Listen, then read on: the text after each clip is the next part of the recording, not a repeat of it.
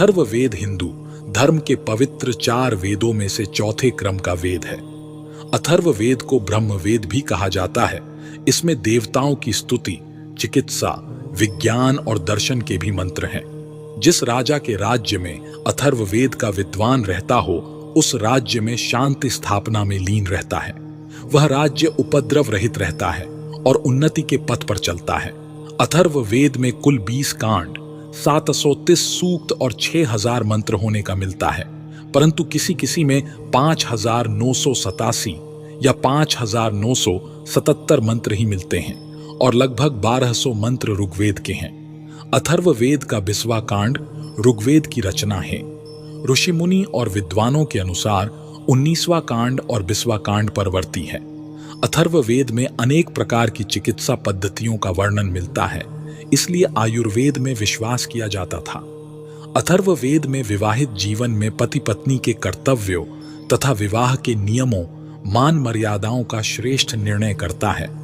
अथर्ववेद में ब्रह्म भक्ति के बहुत सारे मंत्र दिए गए हैं।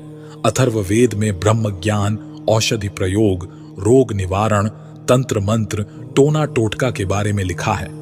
वैदिक पुरोहित वर्ग यज्ञों व देवों को अनदेखा करने के कारण अथर्ववेद को अन्य तीनों वेद के बराबर नहीं मानते थे। अथर्ववेद को यह स्थान बाद में मिला।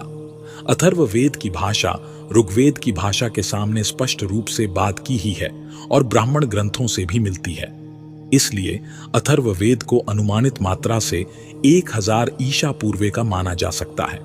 अथर्ववेद की रचना अथर्वण तथा अंगिरस ऋषि द्वारा की गई है। इसीलिए अथर्ववेद को अथर्वागिरीश वेद भी कहते हैं। अथर्ववेद को इसके अलावा ब्रह्मवेद, भैषज्ञ वेद और महिवेद से भी जाना जाता है।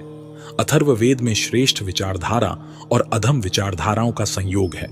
अथर्ववेद का उत्तर वैदिक काल में बहुत ही विशेष महत्व रहा है। इसी वेद से शांति और शक्तिवर्धक कर्मों का संपादन भी मिलता है। अथर्ववेद में सबसे ज्यादा उल्लेख आयुर्वेद विज्ञान का ही मिलता है। इसके बाद जीवाणु विज्ञान तथा औषधियों आदि के विषय में जानकारी अथर्ववेद से ही प्राप्त होती है।